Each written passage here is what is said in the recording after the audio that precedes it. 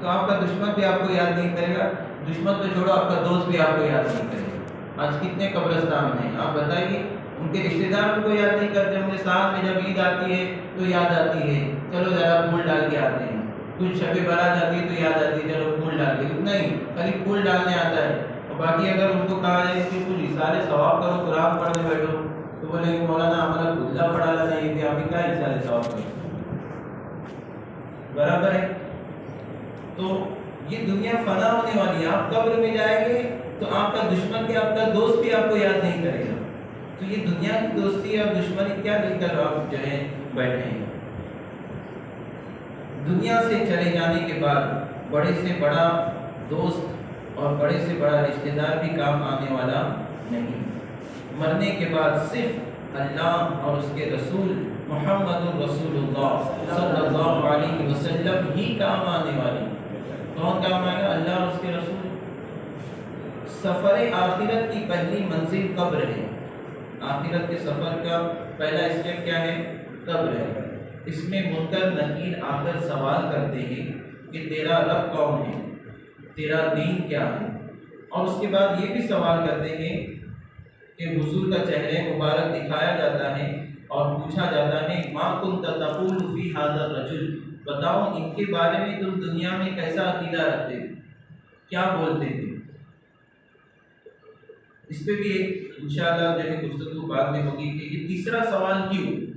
कुछ लोग कहते हैं कि कलमा पढ़ता ना, ते नमाज पढ़ता ना, तुम्हें क्या ना जो है खराब करना ना बोलता, ते भी कलमा पढ़ता, ते भी नमाज पढ़ता।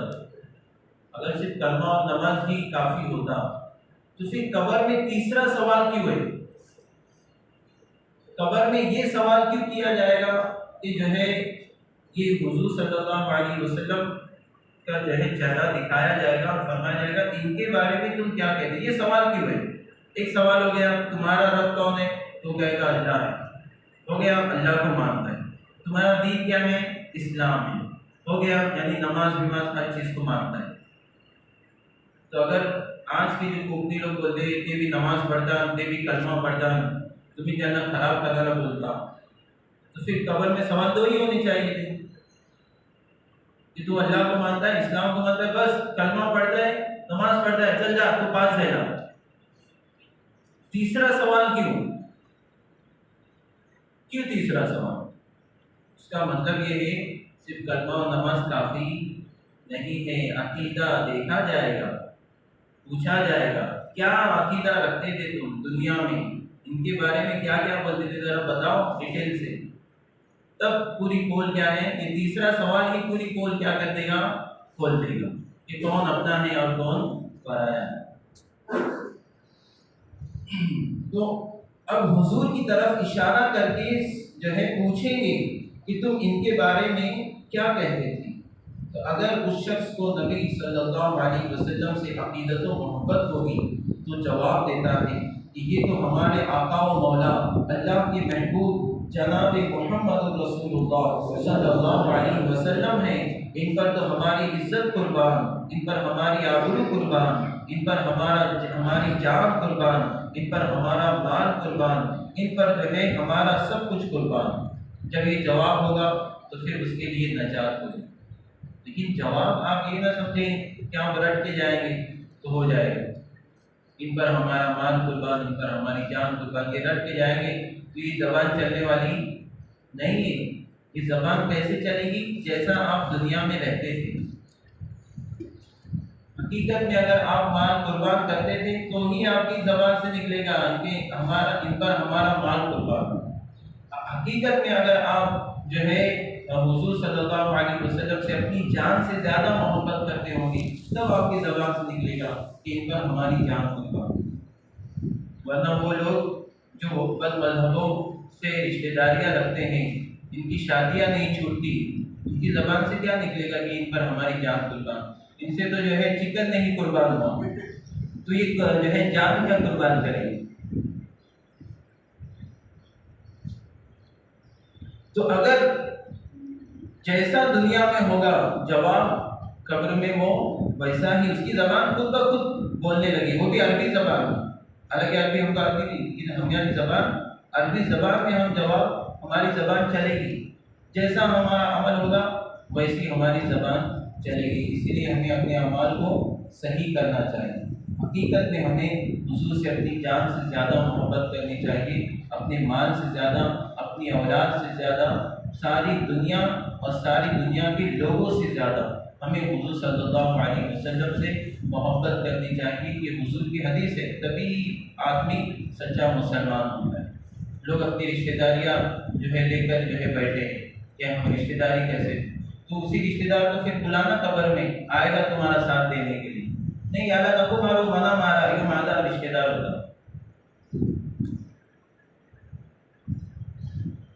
और अगर हुजूर से जर्रा बराबर भी उसके दिल में कुदरत होगी और जो है दिल में आपकी अजमत और मोहब्बत सही नहीं होगी तो वो जवाब नहीं दे सकेगा, उसकी जबान अटक जाएगी।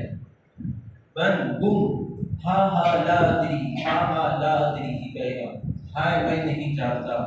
हालांकि जानता था लेकिन अकीदा सही नहीं था, तो उसकी जबान से क्या निकलेगा? हाँ मैं नहीं जानता, हाय मैं नहीं जानता। और जो गलत अकीदे वाले होंगे वो कहेंगे कि जो है जैसा लोग बोलते थे वैसा मैं भी बोलता था, तो उसको भी जो है जैसे फटके लोगों को मिलेंगे वैसे फटके उसको भी मिलेंगे। तो ये कोई तमाशा नहीं है, ये दुनिया जगह जी लगाने की दुनिया नहीं है, ये इबरत की जा है, तमाशा नहीं। कर ले जो करना है, आखिर मौत है, एक दिन मरना है, आखिर मौत है।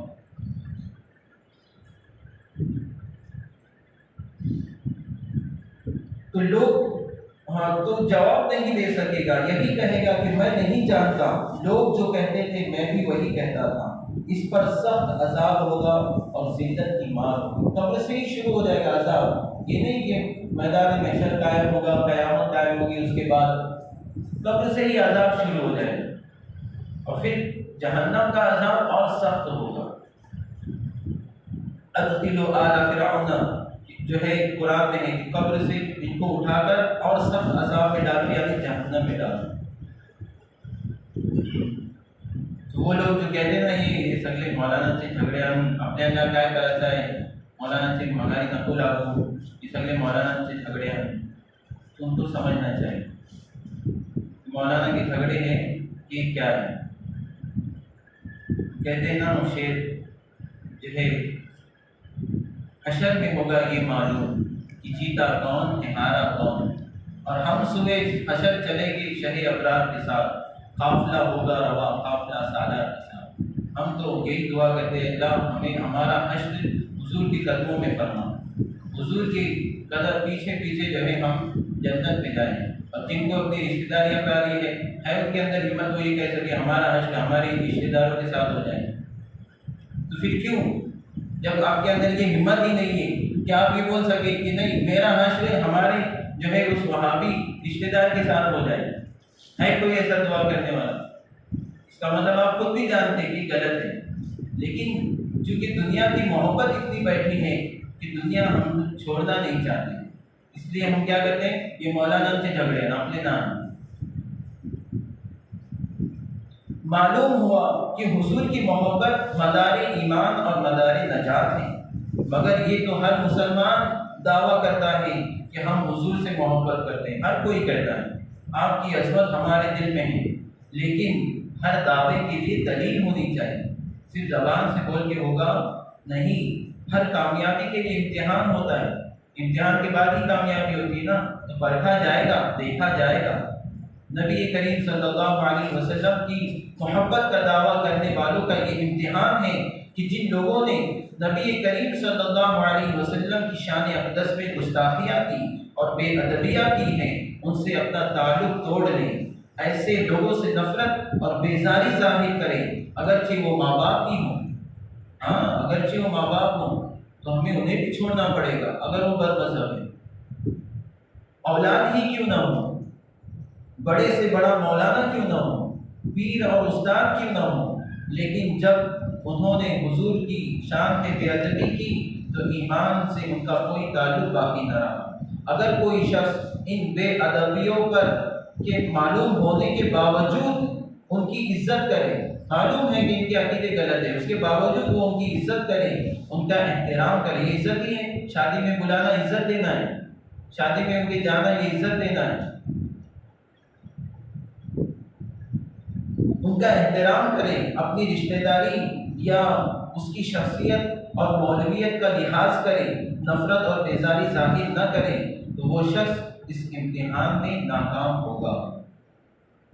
इस शख्स को हकीकतन हुजूर की मोहब्बत नहीं, सिर्फ ज़बानी दावा है। अगर हुजूर की मोहब्बत और आपकी सच्ची अजमत उसके दिल में होती तो ऐसे लोगों की जो है इज्जत वो कभी नहीं करता, और अपने ऐसे लोगों से मेल और मोहब्बत वो कभी नहीं रखता। खूब याद रखो, पीर और उस्ताद, मौलवी और आलिम की जो इज्जत और मुबारक की जाती है, ये महज उसकी वजह ये है कि वो हुजूर से ताल्लुक़ और निस्बत रखने वाला है। जो आलिम, जो मौलवी, जो पीर हुजूर से मोहब्बत करने वाला होगा, हुजूर की ताज़ीम करने वाला होगा, वही हमारे सर का ताज होगा। वरना कोई कितना भी बड़ा मौलाना हो, अगर वो हुजूर से मोहब्बत रखने वाला नहीं, हुजूर की ताज़ीम करने वाला नहीं है, बदमज़हब है, गुमराह है, वहाबी है, अहले हदीस है, तो जो है वो हमारी जूतियों की नोक पर जी कर ले जो करना है आपकी मौत। मगर जब उसने हुजूर की शान में बेअदबी और गुस्ताखी की, फिर उसकी कैसी इज्जत और उससे क्या ताल्लुक? उसने तो खुद हुजूर से अपना ताल्लुक कता कर लिया, फिर मुसलमान से अपना ताल्लुक क्यों बाकी रखेगा? ऐ मुसलमान, तेरा फर्ज है कि अपने आका व मौला महबूब खुदा सल्लल्लाहु अलैहि वसल्लम की इज्जत और अज़मत पर मर मिटने और उनकी मोहब्बत में जानो माल, इज्जत व आबरू कुर्बान करने को अपना ईमानी फर्ज समझें। उनके चाहने वालों से मोहब्बत करें और उनके दुश्मनों से अदावत लाजमी और ज़रूरी जानें। गौर करो, किसी के बाप को गाली दी जाए और किसी और बेटे को सुनकर हरारत ना आए। एक आदमी है, उसका बेटा है, आप उस आदमी को गाली देंगे तो उस बेटे को बुरा लगेगा कि नहीं लगेगा? चलिए आप अपने ऊपर लीजिए, आपके अब्बा को कोई गाली दे, बुरा भला बोले, तो आपको बुरा लगेगा नहीं लगेगा? लगेगा। आप उसको बुलाएंगे शादी में जो आपके बाप को गाली देता है, आपकी माँ के बारे में माज़अल्लाह जो है सुम्मा माज़अल्लाह उल्टा सुल्टा बोलता है, आप उसको बुलाएंगे शादी में? नहीं। और जो हुजूर के बारे में गलत बोलता है,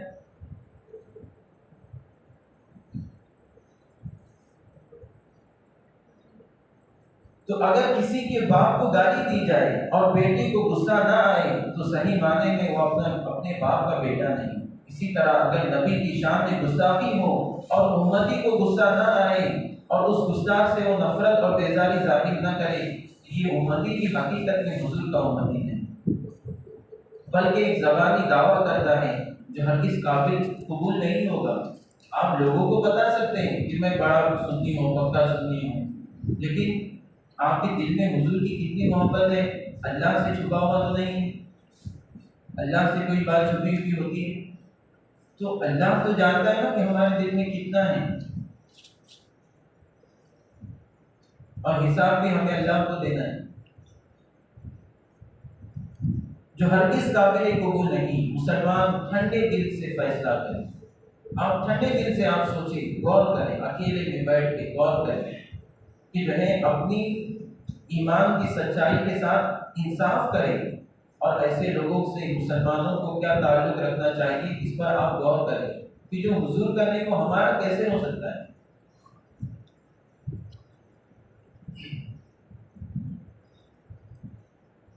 और ये भी याद रखना कि अगर किसी की शख्सियत और मौलवियत का लिहाज करते हुए उसकी रियायत की तो नबी करीम सल्लल्लाहु अलैहि वसल्लम को भी मुंह दिखाना है, हुजूर को भी मुंह दिखाना है। प्यास लगेगी तो हौज़े कौसर के जाम कौन पिलाएगा? हुजूर।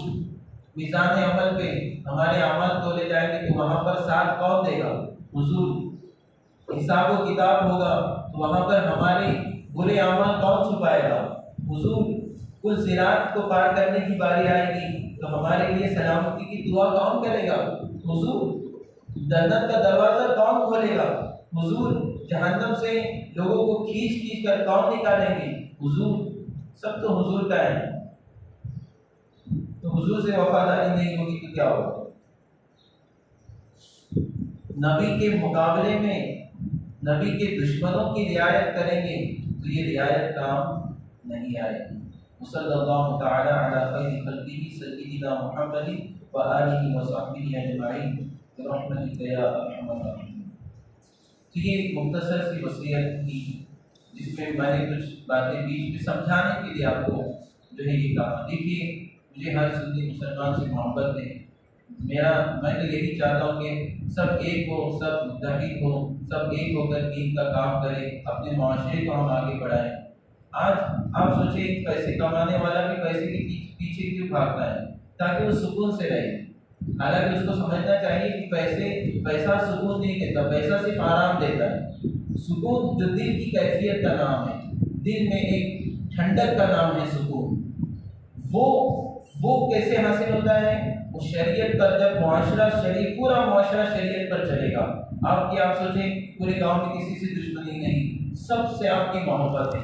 जिसकी चेहरे पर नजर पड़ेगी आपके चेहरे पे मुस्कुराहट है, जिसको आप देखेंगे आपको अच्छा लगेगा, क्योंकि सबसे आप मोहब्बत करते हैं, तो जिसको भी देखेंगे आपको अच्छा लगेगा। तो ये मोहब्बत का माहौल हमें बनाना चाहिए। लेकिन हम तो जो है दुश्मनियाँ पालने की जो है पीछे पड़ गए। और बदनाम क्या किया जाता है? उसे ये मौलवी को, ये मौलाना लोग झगड़े लगाते हैं। एक बात मैं आपको बताऊं, कड़वी लगेगी, आप बताइए कि मौलाना ने जो है गांव में दुश्मनी पैदा की कि जो है आपके जो है पक्ष के झगड़ों ने गांव में दुश्मनी पैदा की। जितनी दुश्मनियां आज ये पक्ष, मैं किसी एक गांव की बात नहीं करता, हमारे गांव में भी ये सब चीजें जो है चल रही है। जितनी दुश्मनियां इस चीज ने लगाई, इस पक्ष के फेवर ने लगाई, अगर इतनी दुश्मनियां क्या इसका आधा भी मैं लगाता तो आप कब का मुझे छुट्टी दे चुके होंगे कि ये यानी वजह से झगड़े हम या ना गाँव में। ये बात मैं आपको लिख के देता हूँ कि अगर इतनी, इससे आधी भी दुश्मनी मेरी वजह से होती है या किसी भी इमाम की वजह से होती है, हर जगह की बात है, किसी इमाम की वजह से इससे आधी भी दुश्मनी जो है गांव में पैदा होती तो जो है इमाम की छुट्टी कर दी जाती कि ये जो है झगड़े लगाते, चलो इनको जाने। तो इमाम अगर सच बातें भी बताए, उससे भी झगड़ा, सच्चाई के बावजूद अगर जो है कुछ लोगों को बुरा लगे तो लोग इमाम से दुश्मनियां पालते हैं और खुद अपने पक्ष को लेकर जो गांव की हालत तबाह कर दी है उस पर उन्हें कोई अफसोस नहीं। ये मौलाना लोग झगड़े लाता, शर्म आनी चाहिए ऐसे लोगों को जिस तरह के अल्फाज अपनी जबान पे लाते हैं। आज मैं बहुत एक लंबा सिलसिला लेकर उसको मैं शॉर्ट में आपके सामने बयान करूंगा। सवाल मेरा होगा, जवाब आपका होगा कि झगड़े कौन लगाता है। ठीक है, अब देखिए, पहले हम कुरान की आयत की तरफ आते हैं। कुरान में अल्लाह तबारक व तआला ने मुसलमानों को ये जो है तलकीन फरमाई, मुसलमानों को ये हुक्म दिया कि वो एक होकर रहें। एक जगह नहीं, कई जगहों पर अल्लाह तबारक व तआला ने इत्तेहाद और इत्तेफाक का हुक्म दिया है कि तुम आपसी झगड़े में मुब्तला मत हो, बल्कि एक होकर रहो। मैं आपको कुरान की आयत सुनाता हूँ, वाअतसिमू बिहब्लिल्लाहि जमीआ, सब अल्लाह की रस्सी को जो है थाम लो, यानी सब दीन को, दीन इस्लाम को थाम लो। वला तफर्रकू, और झगड़े, आपस में झगड़े मत करो, आपसी झगड़े मत करो। ये अल्लाह ने चौथे पारे में इरशाद फरमाया। 26वें पारे में अल्लाह ने इरशाद फरमाया, इन्नमल मुमिनूना इख्वतुन, सारे मुसलमान आपस में भाई भाई। भाई ये तो फिर झगड़े किस चीज़ के? भले ही आपका छोटा भाई है, उससे कोई गलती हो जाएगी तो आप उसको घर से निकाल देंगे, उससे दुश्मनी पालेंगे, थोड़ा आप उसको डांटेंगे, लेकिन जो है वो आपका भाई ही रहेगा। ठीक है, तो उससे मोहब्बत आपकी बाकी ही रहेगी। तो यही फीलिंग हमारी हर मुसलमान से होनी चाहिए। चलो ठीक है, उसने कोई गलती की, आपसे आपका कोई नुकसान किया, लेकिन जो है हमें ये जो है इस्लाम नहीं सिखाता कि अगर किसी ने हमारा नुकसान किया तो हम उससे दुश्मनी पालें। नहीं, बिल्कुल मना है। आप ये नहीं, उसने मेरा नुकसान किया मैं उससे दुश्मनी करूँगा, नहीं, इस्लाम मना कर रहा है। ज़ाती दुश्मनी नहीं, ज़ाती दुश्मनी करना जायज़ नहीं, ये आप याद रखें। तो अल्लाह ने फरमाया सारे मुसलमान एक हैं। यहाँ तक कि इस्लाम के अंदर बिजनेस के और बहुत सारे तरीके ना, बहुत सारे वो तरीके जिससे दो मुसलमान में झगड़े की नौबत आए, ऐसे तरीकों को इस्लाम ने रिजेक्ट किया है। बहुत सारे ऐसे तरीके जिसमें क्या हो, दो मुसलमान में झगड़ा हो जाए आगे जाके, ऐसे बहुत सारे बिजनेस के सिस्टम को इस्लाम ने रिजेक्ट किया। जब हम पढ़ते थे कुदूरी, एक जो है कानून की किताब है, इस्लामिक जो है रूल्स की किताब है, इसमें बिजनेस कैसा करना चाहिए। तो आप यकीन जाने जो ये बिजनेस का पहले तरीका बताया जाता था कि इस तरह जो है बिजनेस लोग करते हैं, लेकिन ये करना जायज़ नहीं, इसलिए कि इससे आगे जाके झगड़ा हो सकता है। यानी इस्लाम बिल्कुल नहीं ये नहीं चाहता कि दो मुसलमानों के दरमियान झगड़ा हो, इसलिए उस बिजनेस के सिस्टम पर ही क्या है पाबंदी लगा दी, ये बिजनेस आप कर ही नहीं सकते, इसलिए कि आगे जाके इसमें झगड़े के चांस है। झगड़ा हो कि ना हो इससे मतलब नहीं है, झगड़े के चांस है। तो ऐसे बिजनेस को जो है इस्लाम ने रिजेक्ट किया, आप ऐसा बिजनेस नहीं कर सकते। पूरी किताब में मैं हैरान हो जाता, और जो है उसी वक्त मुझे ये बात जो है समझ में आई कि इस्लाम में इत्तेहाद कितना अहम है, एक होकर रहना ये कितना अहम है। पूरा हर एक दूसरे से मोहब्बत करे, ये इस्लाम में इसकी कितनी अहमियत है। सारे एक दूसरे से मोहब्बत करें, इस्लाम में इसकी कितनी अहमियत है कि इस्लाम ने एक नहीं दो नहीं ऐसे दसियों बिजनेस के जो है सिस्टम पर ही रोक लगा दी कि ये जो है इस तरह का बिजनेस आप नहीं कर सकते, इसलिए कि इससे आगे जाके झगड़े होने के चांसेस हैं, और इस्लाम मुसलमानों के दरमियान झगड़ा नहीं चाहता। और आगे आइए, और भी अल्लाह तबारक व तआला ने फरमाया वअतीउल्लाह व रसूलहू वला तनाज़उ फतफशलू व तज़हब रिहुकुम वस्बिरू। 10वें पारे में अल्लाह तबारक व तआला ने फरमाया कि जो है अल्लाह की इताअत करो, उसके रसूल की इताअत करो, और आपस में झगड़े मत करो। वला तनाज़उ, आपस में झगड़े मत करो। फतफशलू, इसलिए कि अगर तुम आपस में झगड़े करोगे तो फिर तुम नाकाम हो जाओगे। नाकाम हुए कि नहीं हुए कि नहीं हुए ना नाकाम। दूसरों के हाथ में देगी सारी अथॉरिटी, ये नाकाम ही नहीं तो फिर क्या है। तो ये फतफशलू, तो तुम नाकाम हो जाओगे, वतज़हब रिहुकुम, और तुम्हारी ताकत खत्म हो जाएगी, तुम्हारे अंदर कुछ नहीं रहेगा। जाहिर सी बात है, दो भाई हैं, अगर वो आपस में जो है आपस में लड़ेंगे, जाहिर से इसका फायदा दूसरा उठाएगा। अगर वो दोनों एक रहेंगे तो कोई इनसे लड़ नहीं पाएगा। इसकी एक छोटा सा वाकया, एक आदमी बिल्कुल मरने के करीब हुआ, उसके 4 बेटे थे, उसने चारों बेटों को बुलाया, कहा कि एक लकड़ी लेकर आओ। एक लकड़ी लेकर आए, तो फिर जो है उसने कहा कि एक काम करो, तुम अपनी अपनी लकड़ी तोड़ो। तो सबने अपनी अपनी लकड़ी तोड़ दी। उसके बाद कहा कि और एक लकड़ी लेकर आओ। वो दोनों को जो है 4 लकड़ी लेकर उसने मजबूती से उसको बांधा, और एक को दी, चल तू तोड़ के बता। तो किसी से नहीं टूटी, 4 लकड़ियाँ एक साथ नहीं टूट पाई। तो जो है बाप ने कहा, बेटा मेरे जाने के बाद ये तुम्हारे लिए सबक है कि अगर तुम अलग अलग रहोगे तो कोई भी तुम्हें तोड़ देगा, और एक होकर रहोगे तो कोई तुम्हारा कुछ बिगाड़ नहीं पाएगा। इस चीज को हम समझने के लिए तैयार ही नहीं है। इत्तेहाद इस्लाम देखिए, फतफशलू, तो तुम नाकाम हो जाओगे, वतज़हब रिहुकुम वस्बिरू, तुम्हारी हवा, अल्फाज देखिए, तुम्हारी हवा निकल जाएगी। नहीं, ये हमारे उर्दू में बोलते हैं, अरे वो जब उसने पुलिस को देखा उसकी हवा निकल गई, मतलब क्या है, ढीला पड़ गया। तो ऐसे ही हम भी क्या हो जाएंगे, जब आपस में लड़ेंगे तो फिर हमारे अंदर दुश्मन से लड़ने की कोई ताकत नहीं होगी। जो भी आए, हम हर एक आगे हमारे कान के नीचे बजा के जाएगा जी। अगर हम अलग रहेंगे तो कोई भी हमें नुकसान पहुंचाए। आज भी ऐसे गांव है कि जहां पर पुलिस को अंदर जाने की हिम्मत नहीं होती। क्यों? वहां के बारे में ये मालूम पड़ा कि वो कुछ भी हो, आपस में उनकी एकता ही है, इसलिए जो है वो कुछ भी होता है सब एक होकर सामने आते हैं। और आज हमारा क्या हाल है, आप देखिए, इस चीज़ को आप समझने की कोशिश करेंगे। जो है मैं दिल की गहराइयों से आपके सामने ये बात रख रहा हूँ। हो सकता है किसी को बुरी लगे, मेरा कोई लफ्ज़ बुरा लगे, लेकिन मेरा मकसद किसी को बुरा करना नहीं है। मेरा मकसद ये है कि आप जो है हक को पहचानें और उसको फॉलो करें। मेरा मकसद ये, मैं किसी को जो है किसी को तकलीफ देना, ये मेरा मकसद नहीं है। मैं सिर्फ कॉन्सेप्ट को क्लियर करना चाहता हूँ कि आप समझे हकीकत क्या है। कुछ लोग जो कहते हैं मौलाना लोग से झगड़े हैं, उसको भी आप जो है समझें। तो अब देखिए अहमियत आयत से समझ में आ गई। थोड़ा हदीस की तरफ भी आते हैं। एक हदीस से मैं आपको बताऊं, हुजूर सल्लल्लाहु अलैहि वसल्लम ने फरमाया अफ्शु सलाम व तस्लीमु, कि आपस में इस सलाम एक दूसरे को बहुत सलाम करो।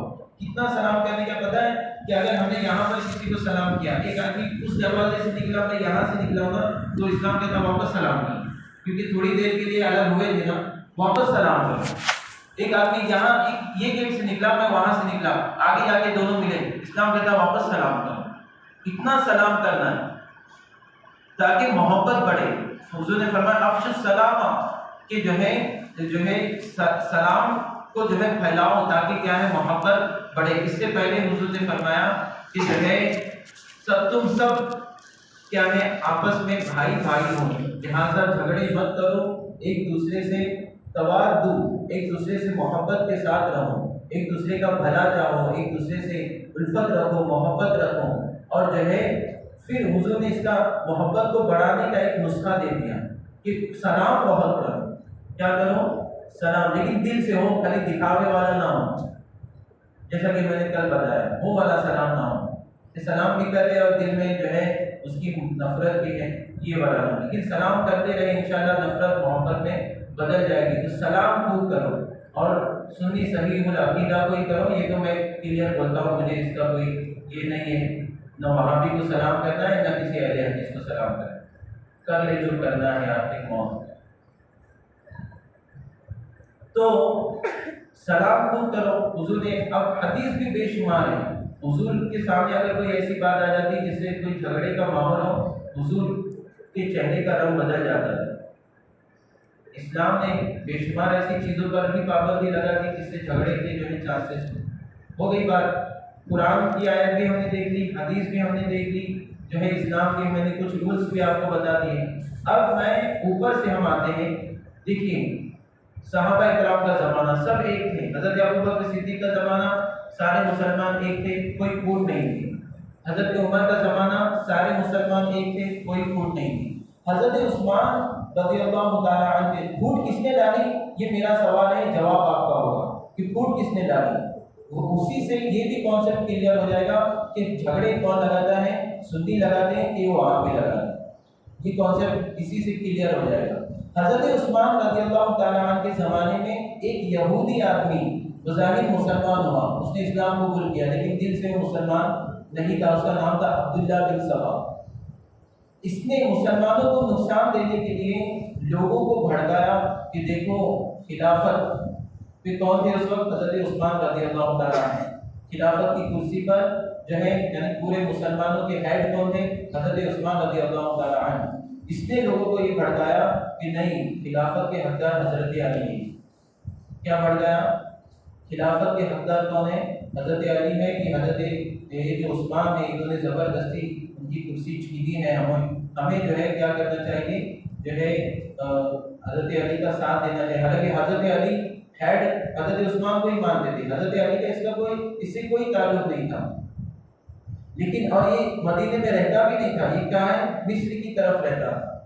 तो इसने मिस्र में और कुछ जो है शाम के कुछ इलाकों में जाकर लोगों को भड़काया कि जो है देखो ये उस्मान ने जो है ज़बरदस्ती हज़रत अली की जो है कुर्सी छीनी, हमें इनके लिए कुछ करना चाहिए।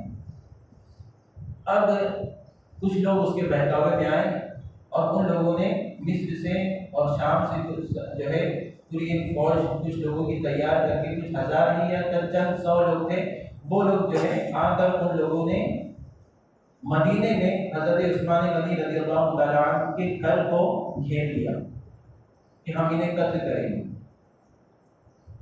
अब आप बताओ फूट किसने डाली?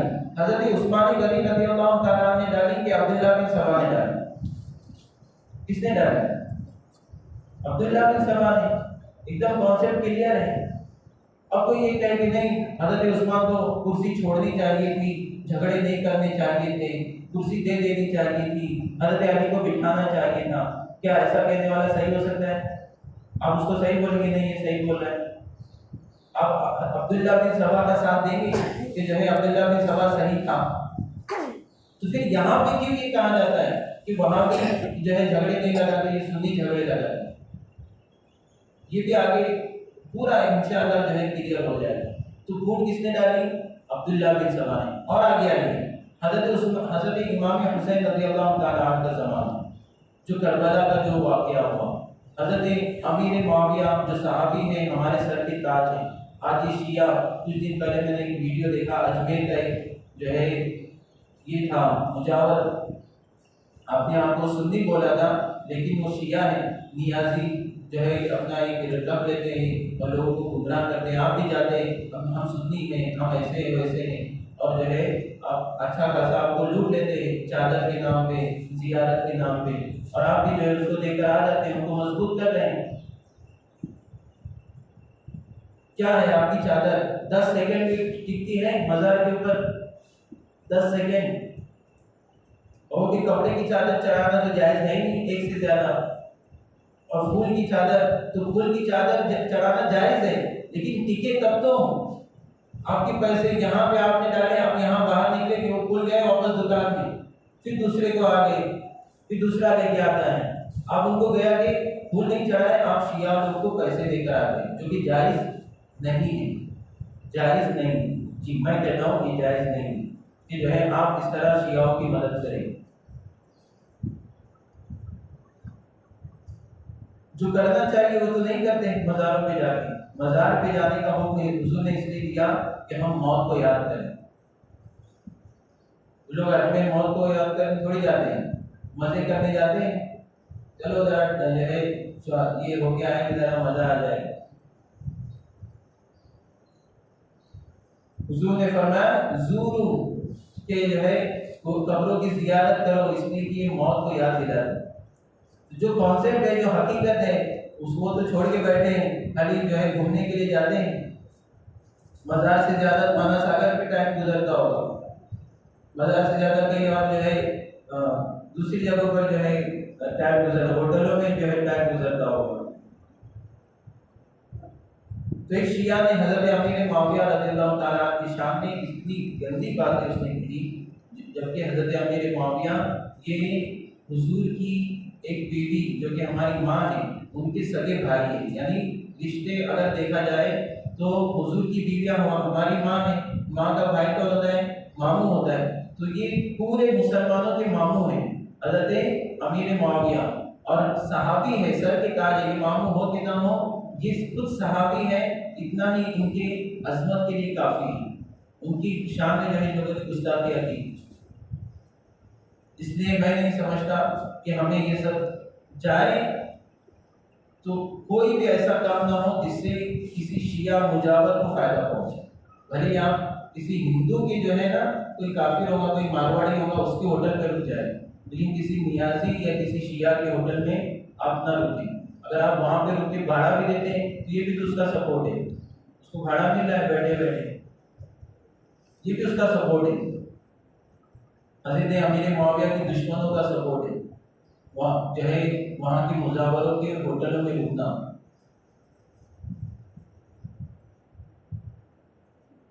तो हज़रत अमीर मुआविया ये हेड थे, हज़रत अली के बाद, हज़रत इमाम हसन के बाद ये हेड बने, खलीफा, अमीर बने, मुसलमानों के अमीर बने। अब जो है विसाल के बाद फिर क्या है बात आई कि अब कौन अमीर बनेगा। तो हकीकत में हकदार कौन थे? हज़रत इमाम हुसैन। इसलिए कि यजीद जो था अमीर मुआविया का बेटा था, लेकिन वो फासिक था, फाजिर था, शराब पीता था, जिना जो है जिना जो है उसके ताल्लुक से जिना की बात आती है, जिना करता था, बच्चों के साथ गंदी हरकतें करता था, लिबादत जिसको कहते हैं, जो है इस तरह की, वो उसके फिस्क में कोई शक नहीं है, बिल्कुल फासिक और फाजिर था। तो और इस्लाम का ये रूल है कि इस मुसलमानों का हेड कोई फासिक और फाजिर नहीं बन सकता। तो अब कौन हकदार हुए? इमाम हुसैन। और इस्लाम में ये भी नहीं है कि बाप का इंतकाल हुआ तो उसका बेटा उसका वारिस है। इस्लाम में विरासत ये इस तरह की विरासत नहीं है कि जो है एक जो है का इंतकाल हुआ तो उसका बेटा कुर्सी पे बैठेगा, नहीं। यहाँ पे इस्लाम ये कहता है कि मुसलमानों के जो समझदार लोग हैं वो मिलकर जो है फैसला करेंगे कि किसको हेड बनाना है। इस्लाम में जमहूरियत भी नहीं है, ये भी याद रखें। जो कि हमारे हिंदुस्तान में कोई भी हो, शराबी को भी, जिसको सोचने की कोई ताकत नहीं है, जिसको कुछ समझता नहीं है क्या अच्छा है क्या बुरा, वो भी वोट देता है कि ये होना चाहिए। उसको क्या 10 रुपया दे दो, 500 रुपया दे दो, तो जो है वो किसी को भी वोट दे देगा। होता है कि नहीं होता? लोग पैसे पे बिकते कि नहीं बिकते? 1000-500 रुपये में जो है मालूम है कि ये आदमी गलत है, फिर भी उसको वोट देते। तो इस्लाम में ये नहीं, इस्लाम में ये है कि समझदार जो लोग हैं, इस्लाम के कानून को जानने वाले, इस्लाम पर अमल करने वाले जो लोग हैं, वो लोग एक जगह बैठकर वो फैसला करेंगे कि किसको बनाना चाहिए। तो इस्लाम जो है गिनता नहीं है, तौलता है। बंदे को गिनता नहीं है। जहाँ इस्लाम में गिनती नहीं होती, इस्लाम में क्वालिटी देखी जाती है, क्वांटिटी नहीं देखी जाती, क्वालिटी देखी जाती है। अच्छे लोग, समझदार लोग ये फैसला करें कि कौन जो है होना चाहिए। बहरहाल, तो अब हकीकत में देखा जाए तो कुर्सी के हकदार यानी खिलाफत के हकदार इमाम हुसैन थे, लेकिन यजीद ज़बरदस्ती बैठ गया और जो है उसकी वजह से झगड़े हुए यानी जंग हुई। तो आप बताइए ये जंग किसकी वजह से हुई? इमाम हुसैन की वजह से हुई कि यजीद की वजह से? बोलिए, यजीद की वजह से। अगर कोई ये कहना है इमाम हुसैन और अब वो बैठा था ना तो जाने देने का था, तो जो है क्या करने का था, फासिक तो फासिक चलता है, ऐसा है वैसा है, कोई ये कहे तो आप उसको क्या है कहेंगे ही नहीं, आप भी सही बोल रहे हैं। तो फिर आप जो ये कहता है कि जो है ये सुन्नी जो है झगड़ा लगाते हैं, तो आप जो है उसको कैसे सही बोलते हैं? अफसोस इस बात का होता है कोई वहाबी कहे तो बात अलग है, सुन्नियों के जबान से ये निकलता है कि जो है ये अपने मौलाना झगड़े लाता है। मेरी बात नहीं, ये बहुत हर जगह की बात है, हर जगह ये चीज़ें जो है पाई जाती है। ये मौलाना झगड़े लाता यांचे मगारी नाही लागत, यांचा नाही ऐकायचा, आमचा नको ऐकू, बारला भाग पड़े। तो झगड़ा किसने लगाया? हजरत उस्मान गनी और हजरत अब्दुल्ला बिन सबा में झगड़ा जो है गलत कौन था?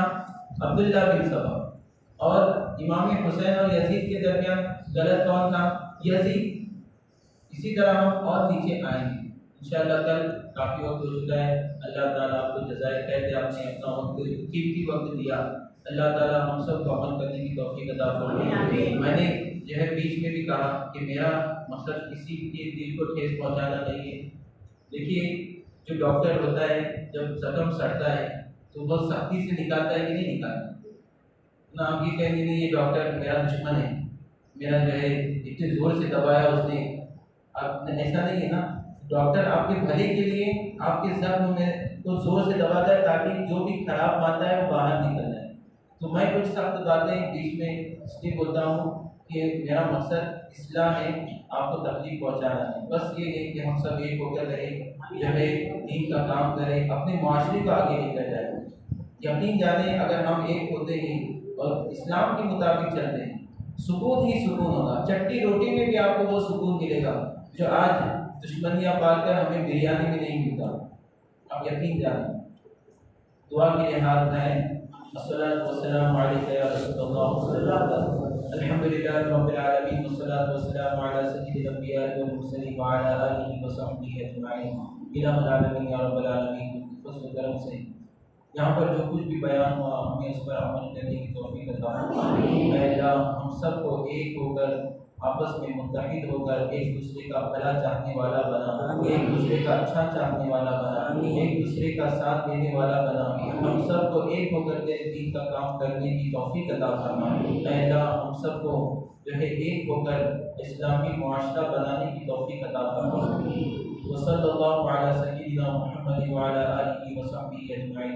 इलाहुल आलमीन, हमारे दिल में जिस भी सुन्नी मुसलमान के ताल्लुक से अगर कोई कीना वगैरह है, उन सारी चीज़ों को निकाल दें। हमारे दिलों को जो है मुसलमानों की सुन्नी सहीहुल अक़ीदा, मुसलमानों की मोहब्बत से माला माल फरमा। हम सबको जो है हर सुन्नी मुसलमान को अपना भाई समझने की तौफीक अता फरमा। वसल्लल्लाहु अला सय्यिदिना मुहम्मद व अला आलिहि व सहबिहि अजमाइन बिरहमतिका या अरहमर राहिमीन।